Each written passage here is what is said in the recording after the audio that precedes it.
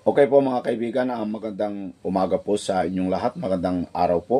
Anumang oras kayong nanonood dito sa ating programang Expose the Truth. Isang napakahalagang doktrina sa Biblia ang ating matutunghayan mga kababayan.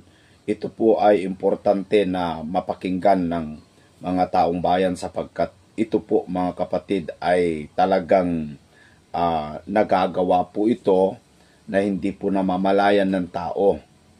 Dahil ito po ay tungkol po doon sa tinatawag na kasalanan walang kapatawaran. Ano nga po ba yung kasalanan walang kapatawaran? Baka naman po nating nagagawa ito ay wala na tayong kapatawaran, mga kaibigan. So sa oras na ito, atin pong alamin yung mga bagay na tungkol po sa aral ng Biblia sa pamamagitan po ng pangangaral ng ating kapatid na Eli na masasabi kong isa ito sa napakagandang malaman natin, mga kaibigan. Ito'y mapapakinggan natin sa doktrina po, no? At sa doktrina dyan po sa MCGI.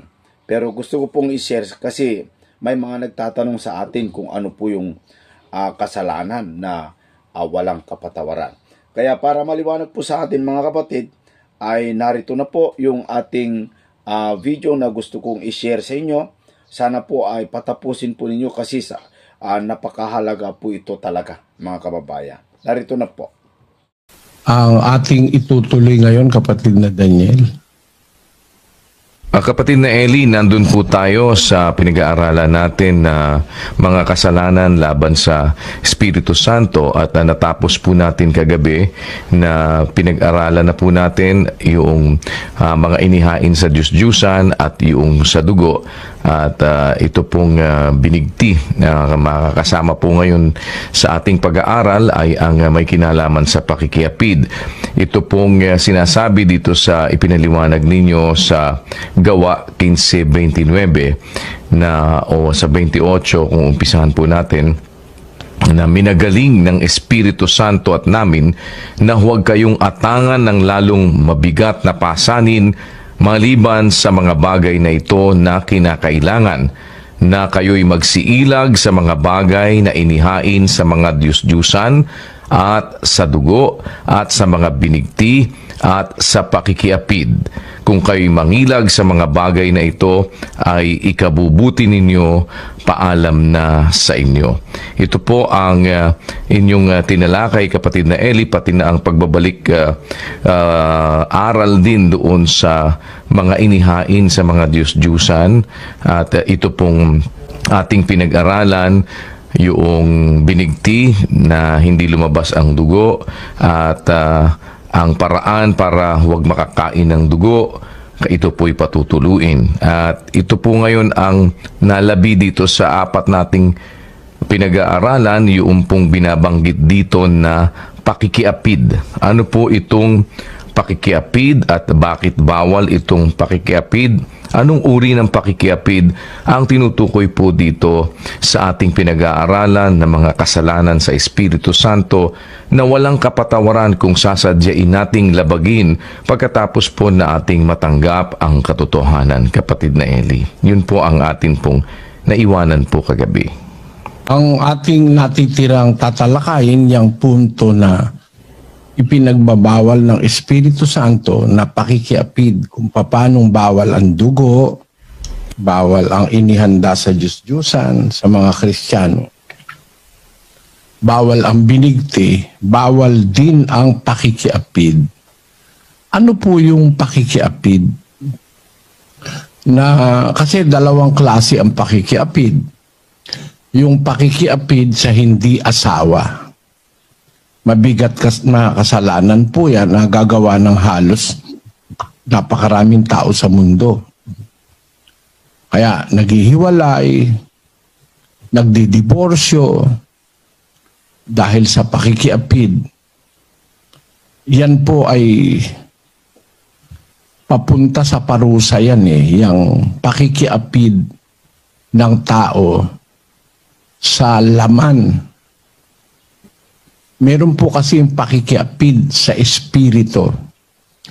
Meron namang pakikiapid sa laman. Tandaan nyo po, yung pakikiapid sa laman, sa isang nakakakilala ng katwiran, maano po yun mabigat po yun sa Diyos. Yung alam mo na yung aral, pero kung halimbawa kayo, kagaya nyo, hindi nyo naman alam ang aral, maaari namang yan ay mapatawad ng Diyos sa bautismo. Pero pagka kayo po ay nabautismohan na, yung pakikiapid sa laman at sa espiritu, parehong mabigat pong kasalanan yan. Maaari yung itanong, paano nagkaroon ng pakikiapid na espiritual? Pakikiapid na laban sa espiritu. Alamin muna natin yung pakikiapid na sa laman. Ano po ang inaatangan ng Diyos ng pakikiapid sa laman? Ang tawag ay pakikiapid. Basahin natin ang unang Korinto 7:1 hanggang 2, kapatid na Daniel. At tungkol sa mga bagay na isinulat ninyo sa akin, mabuti sa lalaki ay huwag humipo sa babae. Datapwat, dahil sa mga pakikiapid, ang bawat lalaki ay magkaroon ng kaniyang sariling asawa at bawat babae ay magkaroon ng kaniyang sariling asawa. Kung nakukuha niyo po ang sentido ng sinasabi ni Pablo, sa Korinto mayroong laging problema ang mga kapatid. Tungkol sa bagay ang wikang isinulat niyo sa akin, isinulat nila kay Pablo yung problema.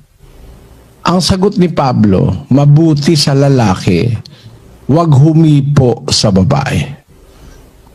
Pero ngayon, ang mga lalaki, lahat ng babae hinihipo.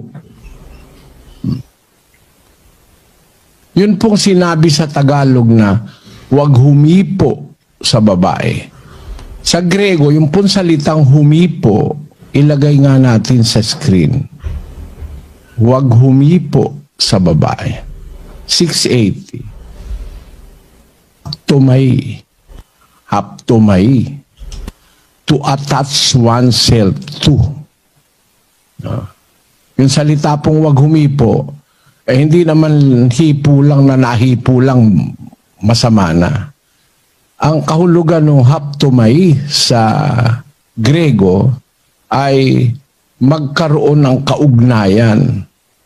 Ma-attach ka, ma-involve ka, o kaya magkaroon ka ng relasyon. Yan po ang ibig sabihin ng haptomai sa Grego. Ngayon, bakit kaya nagkaroon ng ganong problema sa Korinto? Kung itutuloy natin sa versikulo 2, datapwat dahil sa pakikiapid, ba? Yun pala ay nangyayari, pakikiapid pala yun na nagkakaroon sila ng mga relasyon na sexual. Dapat, dahil sa pakikiapid, ang turo ng Biblia, bawat lalaki magkaroon ng kanyang sariling asawa. Ang babae rin magkaroon ng kanyang sariling asawa. So ang pakikiapid, yung pakiki-attach o pagkakaroon ng relasyon sa hindi mo talaga asawa. Kay dalaga yan, kay byuda yan, kay ano pa yan, kung hindi mo naman asawa, hindi ka dapat nakikipagrelasyon sexual. Kasi pag hindi mo asawa, nag-a-attach kayo sa sarili nyo, nagkakasundo kayong gumawa ng mga sexual acts. Yan po ang pumapatak na pakikiapid na karnal. Karnal po yan, material sa laman. Yang pakikiapid na yan. At meron pong warning ang Biblia dyan sa bukod sa kanyang asawa, hindi naman niya asawa o kaya bukod sa kanyang asawa, nagkakaroon sila ng relasyon. Diyan nyo makikita. Pati yung pagpunta sa mga bahay ng mga tawag dun sa Kapampangan, Ano ba tawag sa Kapampangan doon, Brad Josel? Alam mo ba tawag? May bahay doon sa Kastila. Derechahan yun eh. Casa de Puta sa Kastila. Casa de Puta. Bahay ng mga prostitute. Ang tawag doon, maraming tawag, ramera, puta. Oh. Pagka ikaw bumupunta doon sa mga upahan o sa mga massage parlor, sa mga kung ano-anong mga para magkaroon ka ng sexual na pakikipag-ugnay sa hindi mo naman asawa, nahuhulog po yon sa pakikiapid. Tingnan ninyo ang sabi ng Biblia sa 13:4 ng unang Korinto, ng Ebreo. Maging marangal nawa sa lahat ang pag-aasawa at huwag nawang magkadungis ang higaan sapagkat ang mga mapakiapid at ang mga mapangalo niya ay pawang hahatulan ng Diyos. Kung napansin nyo, yung mapakiapid, yung laging nakikiapid, at yung laging nangangalo niya, pawang hahatulan ng Diyos. Ang nakasulat po diyan sa Grego, pawang parurusahan ng Diyos. May parusa po yan, may penalty yan, yung mapakiapid. Kaya ang sabi ni Pablo, maging marangal ang pag-aasawa. Ano po yung marangal na pag-aasawa? Huwag magkadungis ang higaan. Ang ibig sabihin ng huwag magkadungis ang higaan, hindi dapat magkaroon ng ibang hihiga ka kasama ibang lalaki o kasama ibang babae. Huwag magkadungis ang higaan. Yan po kasing pakikiapid o pangangalo niya, nagaganap yan sa higaan karamihan no? Hindi dapat magkadungis ang higaan o ang pagsasamang sexual ng mag-asawa. Pagka ang isang lalaki, walang kaugnayang ibang babae, marangal yung pag-aasawa nun. Ganon din naman yung isang babae, hindi nakikipag-ugnay sa ibang lalaki, marangal pong pag-aasawa yon. Yon ang pag-aasawang kinakasihan ng Diyos at pinagpapala ng Diyos. Pero halimbawa, hihiga ka sa higaan ng iba o maghihiga ka kasama ang iba, delikado po yan, mga kapatid. Sabi ng Biblia, ang mapangalo niya at ang mapakiapid, pawang parurusahan ng Diyos. Kapwa parurusahan ng Diyos.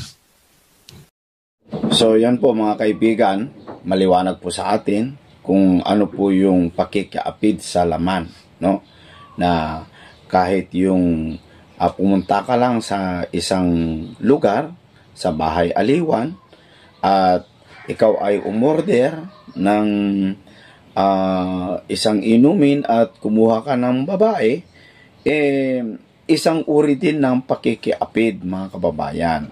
Ayon po sa talata na ating napakinggan, na yung mag-asawa dapat ay hindi po marumihan ang higaan. Ibig sabihin, yung relasyon po ninyo bilang mag-asawa ay sana po ay wag pong madumihan o madungisan o mahaluan, mga kapatid.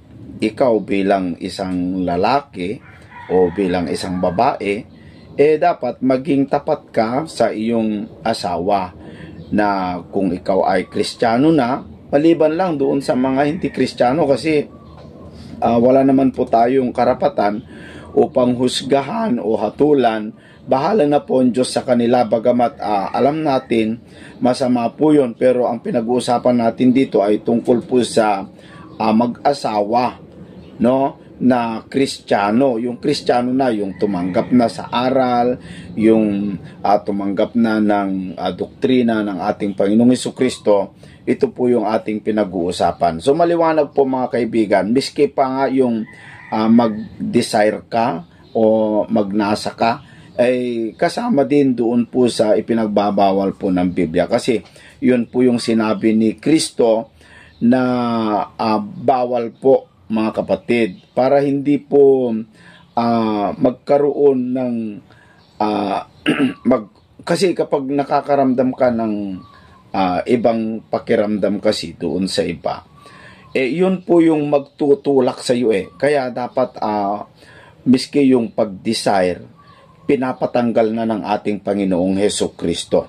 So, yun po yung ipinagbabawal sa Biblia na dapat, mga kaibigan, ay hindi po tayo pwedeng kung ikaw ay Kristiyano, ay huwag ka na pong makiapid. Ayan. So, yun yung una, kasi dalawang pakikiapid po yung tinatalakay po dito. So, yung pangalawa, ano naman yung pakikiapid sa espiritu o sa yung spiritual na pakikiapid, mga kaibigan? Ano yung spiritual na pakikiapid? Kasi, kung mayroong pong literal, mayroong pong physical na pakikiapid, meron ding, kasi tayo kasi, dalawa yung ating pagkatao. May pagkatao tayo sa labas, may pagkatao din tayo sa loob. Kung yung labas na anyo ay nagkakasala, yung panlabas na anyo ay nagkakasala sa tao, sa Diyos, o kanino man, mga kababayan, yan po ay magkakaroon po ng kapatawaran yan kung yan ay hihingan mo ng kapatawaran.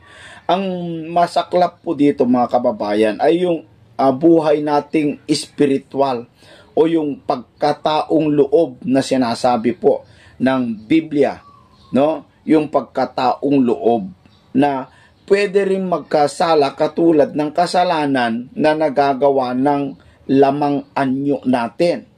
Nga lang, spiritual din.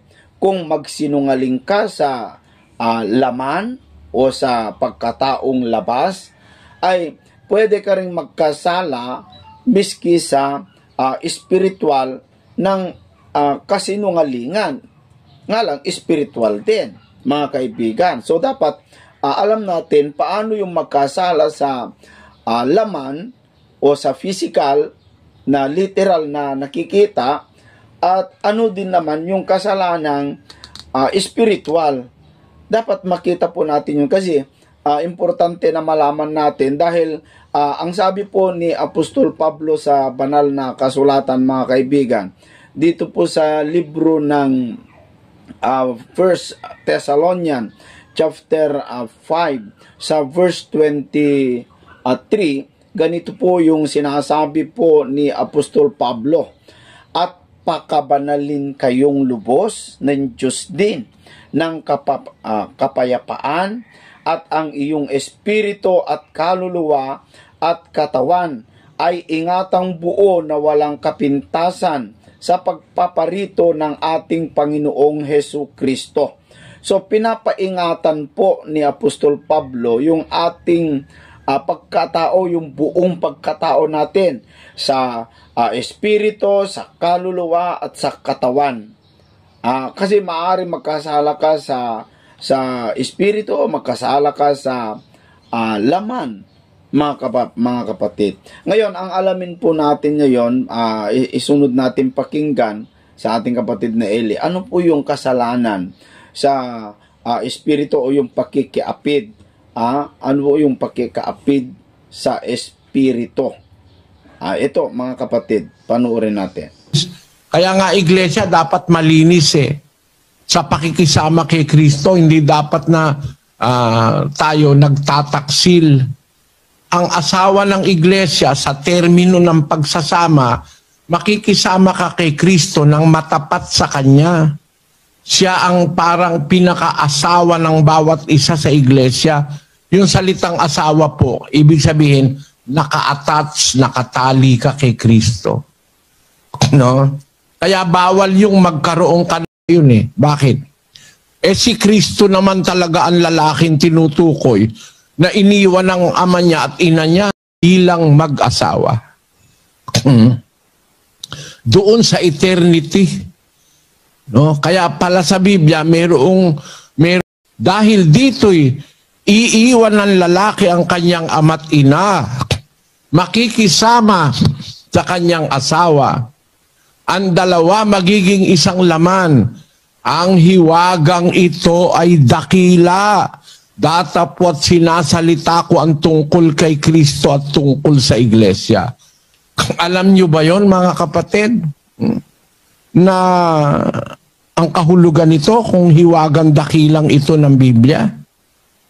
Yung palang sinabi ng Diyos sa Eden, iiwan ng lalaki ang kanyang ama at ina, makikisama sa kanyang asawa, ang dalawa magiging isang laman. Ang hiwagang ito'y dakila. Dakila pala lamang hiwaga nun.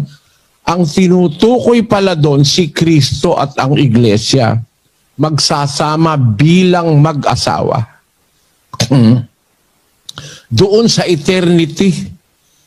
No? Kaya pala sa Biblia, mayroong talinghaga ng pagkakasal. Ang ikakasal yung kordero, si Kristo yun. Doon sa kaharian ng Diyos magaganap ang kasal. Ngayon, ang iglesia engaged kay Kristo. Engaged ang iglesia. Bahagi tayo ni Kristo. Parang yung lalaking nag-asawa, magkaisang katawan na sila nung asawa niyang babae. Ang iglesia naman, parang engaged naman kay Kristo. Tayo ang wika'y sangkap ng kanyang katawan. Ang hiwagang ito'y dakila. Totoo namang mahiwaga yun eh. Bakit? Si Kristo naman talaga ang lalaking tinutukoy na iniwan ng ama niya at ina niya dahil sa iglesia. Ano ang ibig sabihin? Hindi ba nasa langit siya kasama nung kanyang ama mula sa eternity? Magkasama sila ng tatay niya. Sinugo siya ng ama, iniwan niya yung ama niya, yung amang nasa langit, yung spiritual na ama. Ang ama, ang Diyos ama. Iniwan ni Kristo. Tapos, ipinanganak siya dito sa lupa ng kanyang ina na si Maria. Nung mangangaral na siya at titipunin niya na iglesia, iniwan niya yung ama niya, iniwan niya pa pati si Maria, ang kanyang ina. Nakisama ngayon siya sa iglesia. Ang iglesia at saka si Kristo ay naging isang laman. Kaya sabi ni Pablo, ang hiwagang ito'y dakila. Ang sinasalita ko'y ang tungkol kay Kristo at tungkol sa iglesia. Yang dakilang hiwaga na yan, paano ngayon ituturo yan ng CCF? Dakilangang hiwaga yan na ang iglesia kasal kay Kristo o engage kay Kristo. Basahin natin ang 11 ng 2 Korinto, versikulo 2. Sapagkat ako'y naninibugho tungkol sa inyo ng panibughong ukol sa Diyos, sapagkat kayo'y aking pinapag-asawa sa isa, upang kayo'y maiharap ko kay Kristo na tulad sa dalagang malinis. Usap ni Pablo ang iglesia. Naninibugo ako sa inyo ng isang panibughong ukol sa Diyos. Kayo'y pinapag-asawa ko sa isa para maiharap ko kayo kay Kristo tulad sa dalagang malinis. Kaya nga iglesia dapat malinis sa pakikisama kay Kristo. Hindi dapat na tayo nagtataksil. Ang asawa ng iglesia sa termino ng pagsasama, makikisama ka kay Kristo ng matapat sa Kanya. Siya ang parang pinaka-asawa ng bawat isa sa iglesia. Yung salitang asawa po, ibig sabihin, naka-attach, nakatali ka kay Kristo. No? Kaya bawal yung magkaroon ka ng attachment sa ibang lalaki. Makikiapid ka o sa ibang babae. Ganon din naman ang iglesia, naka-attach, nag-asawa kay Kristo. Naka-engage kay Kristo. Pagka nagsumamba ka, na-attach ka sa ibang Diyos, makikiapid ka nun, kapatid. Alam mo ngayon ang ibig sabihin ng pakikiapid na laban sa Espiritu Santo, kapatid na Josel? Po, may ano po may parallelism po palang pinanggalingan din po, Brad Eli. Meron po kasing sa laman, meron pong sa espiritu. Ang iglesia po, tulad sa dalagang malinis, engaged, attached, o yun po yung kahulugan ng salitang pag-asawa po o asawa sa ating Panginoong Hesukristo. Kaya pala pag ang tao po engaged na kay Kristo, tulad sa dalagang malinis po ang iglesia, ano ka sa iba, makiki-fling ka, kumbaga makiki-attach ka sa kanila. Ibang Kristo po yung mga yon. Mangyayari po sa iyo, makikiapid ka laban sa espiritu. Brad Eli, ganun po pala yon. Basahin natin ang unang Korintos 6. May paralelism yan Versikulo 15. Hindi ba ganinyo nalalaman na ang inyong mga katawan ay mga sangkap ni Kristo? Kukunin ko nga baga ang mga sangkap ni Kristo at gagawin kong mga sangkap ng isang patutot? Huwag nawang mangyari. O hindi ba ganinyo nalalaman na ang nakikisama sa patutot ay kaisang katawan niya? Kaya't sinasabi niya, ang dalawa ay magiging isang laman. Ngunit ang nakikisama sa Panginoon ay kaisang espiritu niya. Kakita nyo? Ang nakikisama sa Panginoon sa iglesia, kaisang espiritu niya. Kung tayo'y sangkap ng katawan ni Kristo, pinag-isa tayo kay Kristo. Hindi, kumbaga sa laman, pinag-isa kayo ng asawa mo, bawal na makisiping ka sa ibang katawan, sa ibang babae, sa ibang lalaki. Spiritually, tayo naman sa iglesia ng Diyos, mga kasangkap ng katawan ni Kristo. Kung sangkap tayo ng katawan ni Kristo, hindi naman tayo malaya na makisamba, makiapid, o dumiyos, o lumuhod, o magpasan ng ibang Diyos, o makipagrelasyon sa ibang Diyos, kasi committed ka na kay Kristo. Pag nangyari yon, sabi ni Pablo, di nyo ba nalalaman ang inyong katawan, kaisang katawan ni Kristo, sangkap kayo ni Kristo? Kukunin ko baga ang sangkap ni Kristo, gagawin kong sangkap ng isang patutot? Huwag nawang mangyari. Bakit? Hindi nyo ba nalalaman na ang nakikisama sa patutot ay kaisang katawan niya? Nakakapareho ka na ng patutot. Sapagkat sinasabi niya, ang dalawa magiging isang laman. Kaya ang susunod, ngunit ang nakikisama sa Panginoon, kaisang espiritu niya. Kung nakikisama ka kay Kristo sa iglesia, dapat magkaisang espiritu kayo. Anong susunod? Magsitakas kayo sa pakikiapid. Meron palang pakikiapid laban kay Kristo. Yun ang sinabi ng Apostol Pablo. Takasan nyo yung pakikiapid na yan. Takas kayo dyan. Mabigat yan. Kasi ang nakikisama kay Kristo, sangkap niya, dapat kaisang espiritu niya. Pagka makikinabang ka pa o makikipagrelasyon ka ba sa ibang espiritu, nako, mapakiapid ka lalabas. Kaya itong mga espiritistang ito, nako, kung sino-sinong espiritong kinakausap, espiritu ng mga mangkukulam, espiritu ng mga kung sino-sino ang kinakausap niya mga espiritista, numero 1 nagkakasala yan ng pakikiapid laban sa Espiritu Santo. Ayaw kasi ng Diyos, makikisangguni ka sa ibang espiritu. Dapat kay Kristo at sa Espiritu Santo ka sumasangguni. Basahin natin ang 31 ng Isaias. Sa aba ng mga mapanghimagsik na mga anak, sabi ng Panginoon, na nagsisisangguni, ngunit hindi sa akin, at nangag-aalay ng alay, ngunit hindi sa aking espiritu, upang makapagdagdag ng kasalanan sa kasalanan.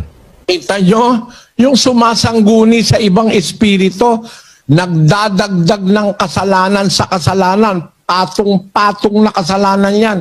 Nakikiapid ka sa espiritu ng iba. Espiritu ni Buddha, espiritu ng mga Hinduismo, espiritu ng mga Arianismo, espiritu ng mga Confucianismo, espiritu ng mga Zoroastrianismo, at kung ano-ano pang ismo. Huwag kang makikisama ron, kapatid. Lalabas, hindi ka tapat kay Kristo, nakikiapid ka. Biro mo naman ito, baka pa ang sinamba, baka ay lipante. Oh, kawaawang mga tao. Sumasamba, lumuluhod, hinahalikan pa yung elipante. Espiritu ng demonyo yung mga yan, yung gumagawa ng ganyan, yung mga Hindu na yan. Elipante. Oh. Kita nyo. Yung iba, daga pa. Espiritu ni Satanas yan. Yung nakikiapid sa hindi tunay na Diyos. Sumasamba sa hindi tunay na Diyos. Kagaya nito. Sinasamba yung estatua. Parang Katoliko. Yan pala, mga pakikiapid yan laban kay Kristo. Laban sa Espiritu Santo. Patunayan natin. Doon sa Jeremias, ganito ang sinasabi sa Kapitulo 3, versikulo 9, kapatid na Daniel. Kaya sa kanyang kahiyahiyang kahalayan ay dinungisan niya ang lupain at nakiapid sa bato at sa kahoy. Basahin nga natin yan sa vernacular. Og nahitabo tungod sa pagkagaan sa iyang pagpakighilawas nga ang yuta nahugawan ug siya nanapaw sa mga bato ug uban sa mga tuod sa kahoy. At milyari king ulining kayan naningke ang pamipaliwas king ing labwad merinat at migkamitiya king pamakipangalugod king ulira ding batu at ding pundutong. Ket naaramid gapu iti kababain apan nakikamalala na tidaga na tulawan.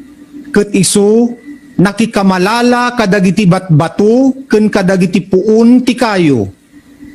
Asinang nangyari, naninhuli kan kagianan kan sa iyang pagpasambay, nadigtaan ang daga, asin nakipagsaro siya sa gapo, asin sa kahoy. Bangod sang pagpatuyang sang iya pagkamahilawason, ang duta gindagtaan, kag nagpanglahi siya sa mga bato kag sa mga kahoy. Ket agawa lapuod lemaw na inpikaluguran to, asay dalin adutakan, tan si katuso aki kaluguran ed saray bato, tan ed saray kiyaw. Tanyo, mali ang salin sa Bicol, Bradmel. Nakisaro. Opo, Dapat dyan nakiapid. Opo. Ano yung nakiapid? Dapat nakiapid eh. Ano yung nakiapid sa Bicol? Ito lang po ang kasi yung nakipagsaro. Wala naman Bicolano to, di marunong ng Bicol. Hindi ko po makuha, kapatid. Kasi yung nakipagsaro, nakipag-isa yun, hindi ba? Opo. Hindi maintindihan mabuti. Yung nakipagsaro, nakipag-isa, pero sa talagang salita, nakalagay dyan, nakiapid. Kaya tama ron sa Hiligay nun eh. Ang sabi sa Hiligay nun, nagpanglahi. Sa Bisaya, sa Cebuano, nakalagay dun sa Cebuano, ay nanapaw. Tama yun, ano, Brad Jelly? Opo, tama po yun, nanapaw. Nanapaw. Ibig sabihin, nakiapid. Opo. Kumbaga, sa material, nakipag-sexual relationship. Di ba ganun yun, kapatid na Jerry? Opo, opo. Sa Ilocano, tama rin yata. Ilagay mo nga Ilocano, nakikamalala. Tama yun, ano? Tama po, kapatid na Eli. O, tamo. Ito si Brad Mel, hindi napapansin yung wika niya. Ano ba kayong mga Bicolano kayo? Dapat sa pagbabasa ng Biblia, alam mo yan, ikaw Brad Josel. Curious ka ba sa Kapampangan? Mababaw po ang alam kong Kapampangan, Brad Eli. Hindi ko po, Yun ang sinasabi ko. Pagka ang nagtatranslate, hindi alam yung ginagawa niya, Okay, so maliwanag po sa atin mga kaibigan na kung mayroong pakikapid sa laman tulad ng mag-asawa, makiapid siya sa ibang lalaki. Yung iglesia po pala mga kaibigan, kung tayo po ay magiging asawa ni Kristo, yung mga Kristiyano, meron ding pakikiapid sa Espiritu. Tulad yung tinalakay ng kapatid na Eli na kung ikaw na po ay nakipag-isa na kay Kristo, sabi nga ng kapatid na Eli, kung nakipag-isa ka na kay Kristo, ay nakatali ka na sa Kanya. Tulad yung mag-asawa, na yung mag-asawa ay nakatali sa kanyang asawa habang siya'y buhay. So, kung ikaw ay tumanggap na sa ating Panginoong Jesucristo, naitali ka na sa katawan ni Kristo, nakipag-isa ka na sa katawan ni Kristo. So, hindi ka na pwede ngayon na pumunta kung saan-saan mo gusto na punta ka pa sa procession, punta ka pa sa nobena, punta ka pa sa lualo, sabi sa Ilocano yan mga kaibigan. Masama po yon. Tulad yung gawa ng mga taong hindi sumasampalataya. Gaya yung kung ikaw dati ay lasinggero. Sabi mo, nakipag-isa ka na kay Kristo, pero sa lasinggero ka pa rin, spiritual pa rin yun na pakikiapid. Yun po yung nauunawaan ko dito sa pinapaliwanag ng kapatid na Eli na ang pakikiapid sa Espiritu, kung yung ayaw ng Espiritu ay ginagawa mo, ayaw ng Espiritu ng Diyos. Dahil ganito po kasi mga kaibigan at mga kababayan, nung pumataas po ang ating Panginoong Jesucristo, nung nasa langit na po siya, bago pumanhik sa langit ang ating Panginoong Jesucristo, meron po siyang ginawa. Dumalangin po siya sa kanyang ama upang mayroon siyang kahalili. Hindi po yung Pope yung kahalili po ni Kristo, kundi sabi po dito sa John chapter 14 sa versikulo 16, "At ako'y dadalangin sa Ama, at kayo'y bibigyan niya ng ibang mang-aaliw upang siyang sumainyo magpakailanman sa makatuwid bagay ang Espiritu ng katotohanan." Ano gagawin yung Espiritu ng katotohanan? Dito po sa verse 26, "Datapwat ang mang-aaliw sa makatuwid bagay ang Espiritu Santo, na susuguin ng Ama sa aking pangalan, siya ang magtuturo sa inyo ng lahat ng mga bagay at magpapaalaala ng lahat na sa inyo'y aking sinabi." So, ang gagawin ng Espiritu Santo, tuturuan ka sa mga bagay na itinuro ng Panginoong Jesucristo para hindi mo makakalimutan, ipapaalaala niya. Yun ang gawain ng Espiritu Santo, hindi po magpayanig. Gaya yung ginagawa po ng iba na ilehens nila yung tao and then yayanig, mangangatal yung tao. Hindi ganun ang gawain ng Espiritu. Ang gawain ng Espiritu Santo ayon sa Biblia ay tuturuan ka kung ano yung dapat mong paglakad bilang isang Kristiyano. Sa kapitulo 16 sa versikulo 13, ganito ang sabi, "Gayon may kung siya," sinong siya? Yung Espiritu. Ang Espiritu ng katotohanan ay dumating, ay papatnubayan niya kayo sa buong katotohanan. Siya yung magpapatnubay sa atin. Sapagkat hindi siya magsasalita ng mula sa kanyang sarili, kundi ang anumang bagay na kanyang marinig. Ang mga ito ang kanyang sasalitain at kanyang ipahahayag sa inyo ang mga bagay na magsisidating. So siya po yung ating guide, mga kaibigan, para sa mga pakikipagrelasyon natin sa ating Panginoong Jesucristo. Siya yung tutulong sa atin. Ayaw po ng Espiritu, kapag ang Espiritu po, mga kapatid, ay nasa iyo na, sabi po dito sa libro ng Galatia, Kapitulo 5 sa versikulo 16, sinabi ko nga, sabi ni Apostol Pablo, magsilakad kayo ayon sa Espiritu at hindi ninyo gagawin ang mga pita ng laman.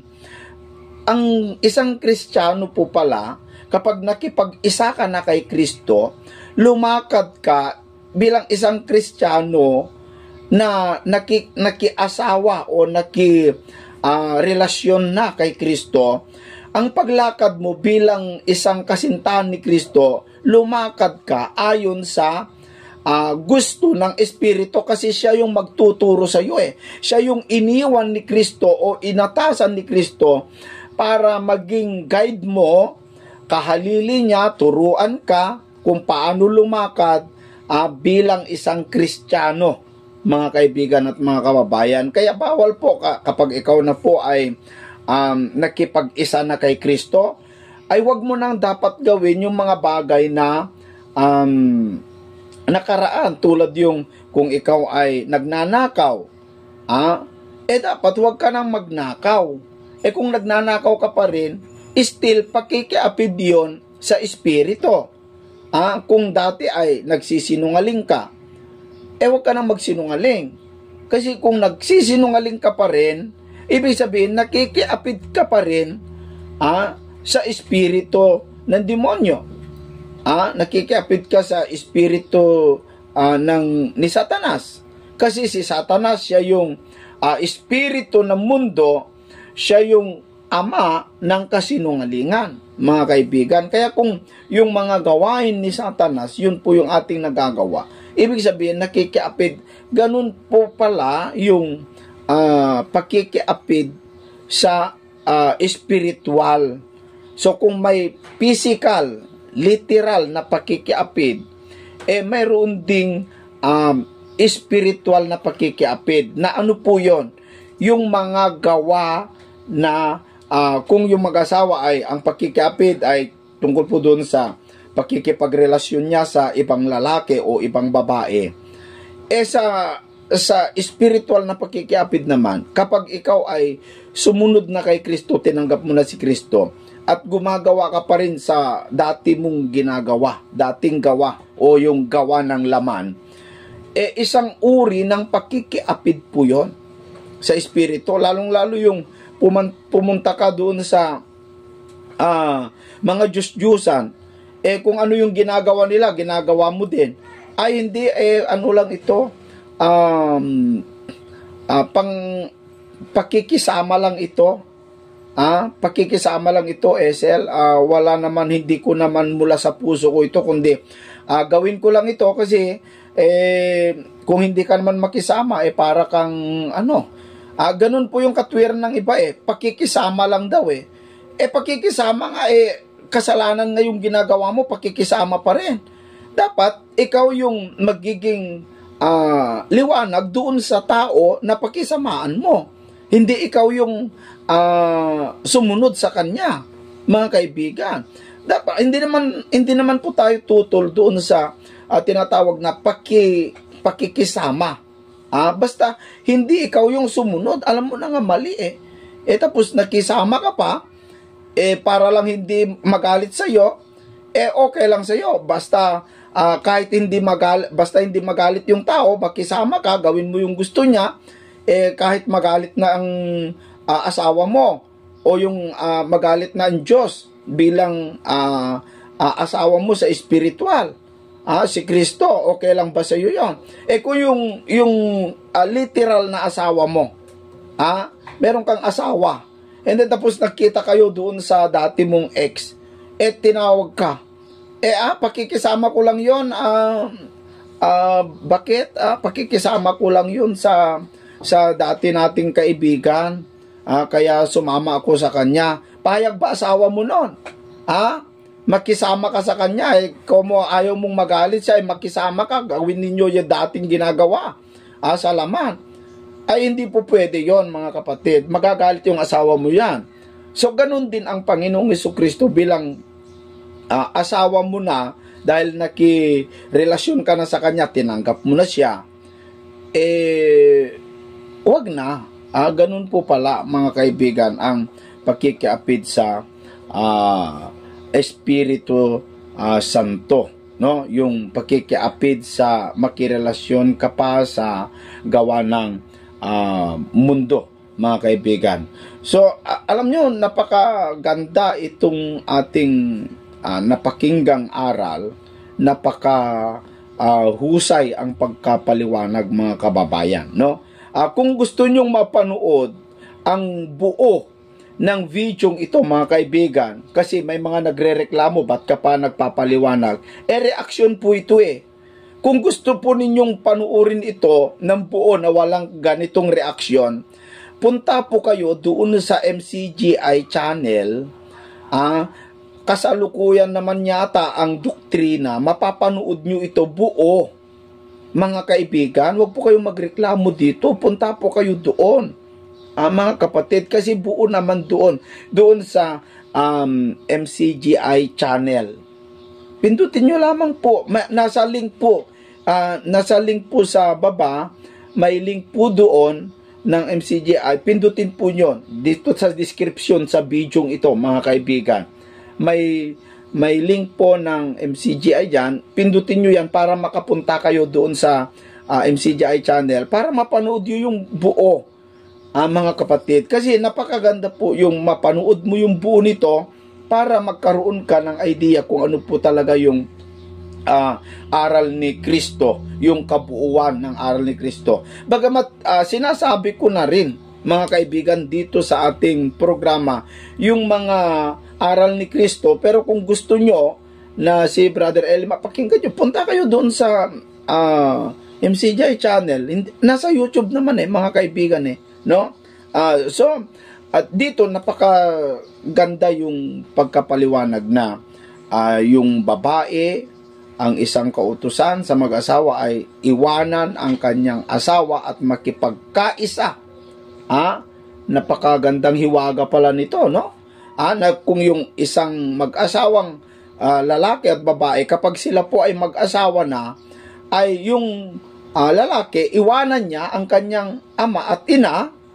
Ganon din yung babae, iwanan niya yung kanyang ama at ina at makisama sa kanyang asawa at sila'y magiging isang laman. Kaya dapat yung isang binata at dalaga, kapag mag-asawa po kayo, ay lumayas na kayo dyan sa bahay ng mga magulang po ninyo. Ang utos po ng Panginoon, lumayas ka na dyan. Kasi minsan kasi kung andyan ka pa sa piling ng iyong mga magulang, magkakaproblema niyan. Mga kaibigan, kasi karamihan, mga kapatid, na napapansin ko na hindi po magkasundo ang magbiyanan. Maraming ganyan, halos ang mag-asawa. Kaya ang utos po ng Biblia, mga kaibigan, mga kababayan, kapag nakipag-asawa po, ayon po kay Mateo, kapag nakipag-asawa, lumayas ka o iwanan mo ang iyong ama at ina at makipagkaisa ka.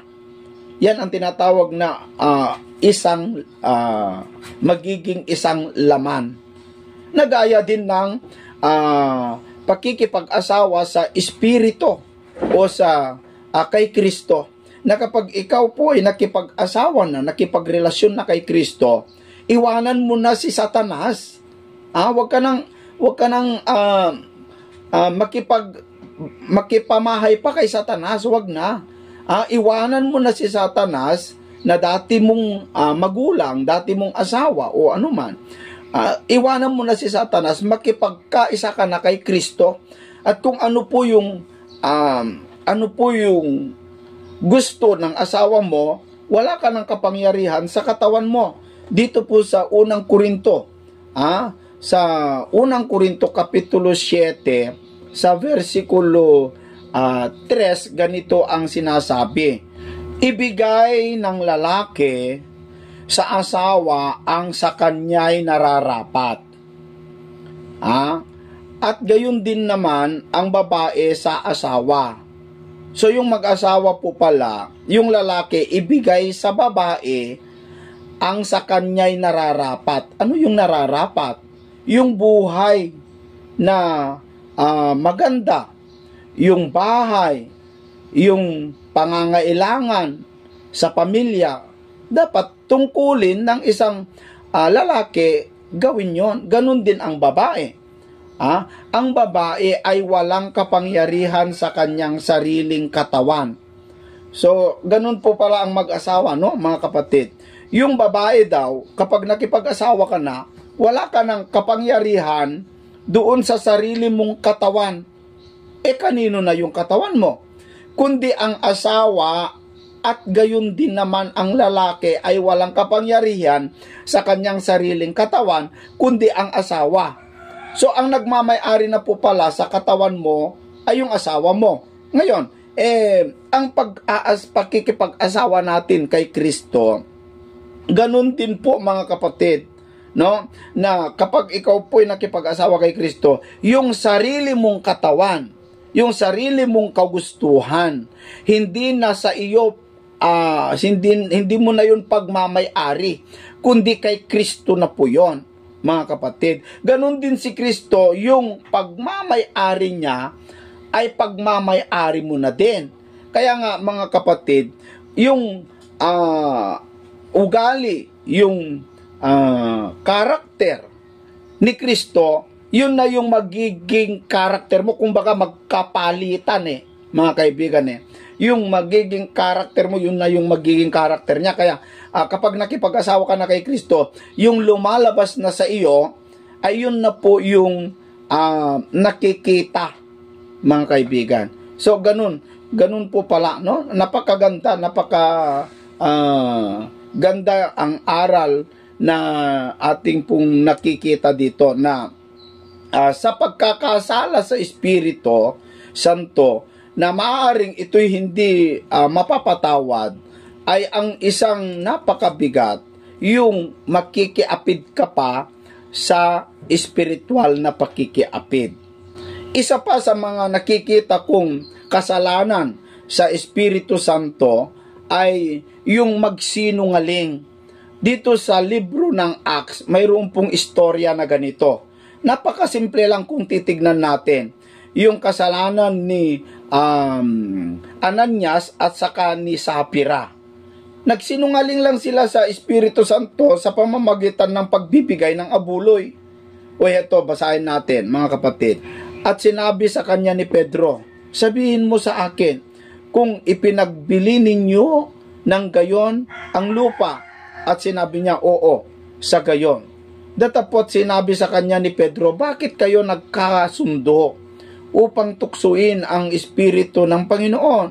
Narito, na nga sa pintuan ang mga paa ng mga nagsipaglibing sa iyong asawa at kanilang dadalhin ka sa labas. At pagdakay nahandusay sa paanan niya ang babae at nalagot ang hininga. At nagsipasok ang mga kabinataan at nasumpungang siya'y patay at siya'y kanilang inilabas at inilibing siya sa siping ng kanyang asawa. So dito yung pagsisinungaling ng mag-asawa na meron po silang ibinentang lupa, yung kalahati iniwan sa kanilang bahay. Tapos yung kalahati, yun ang dinala doon sa iglesia. Ibinigay lang ang kalahati, hindi ibinigay lahat. Como wala namang problema kahit ilan po yung ibibigay mo, no, mga kaibigan. Pero ang problema kasi dito, nagsinungaling po itong mag-asawa na para bang nagmayabang na ito na yung pinagbentahan namin sa lupa. Lahat ito ibibigay namin. Parang nagkasundo sila sa pagsisinungaling. Na yun po yung hindi po nagustuhan ng Espiritu Santo ng Diyos na dahilan kaya po sila'y namatay. Hindi po sila pinatawad ng Espiritu Santo ng Diyos. Kaya ang isa sa mabigat na kasalanan, yung planuhin mo, pagplanuhan nyo, yung talagang dalawa kayo, magplano kayo, na gawin po ninyo yung ganong klaseng pagkakasala, ay naku po mga kaibigan at mga kababayan, napakabigat po pala nun, no? Hindi po pala mapapatawad yon. So sana po ay nagkaroon po tayo ng magandang natutunan dito sa ating programang Expose the Truth. Mga kapatid, ipagpatuloy lamang po ninyo ang manood sa mga ganitong programa sapagkat napakarami po tayong matutunan, lalong-lalo sa ating programang Expose the Truth.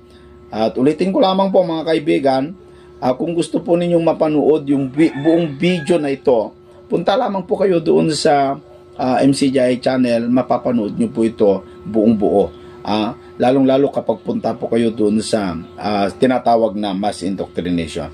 Hanggang sa susunod po mga kaibigan, kita-kita po muli tayo sa programang ito.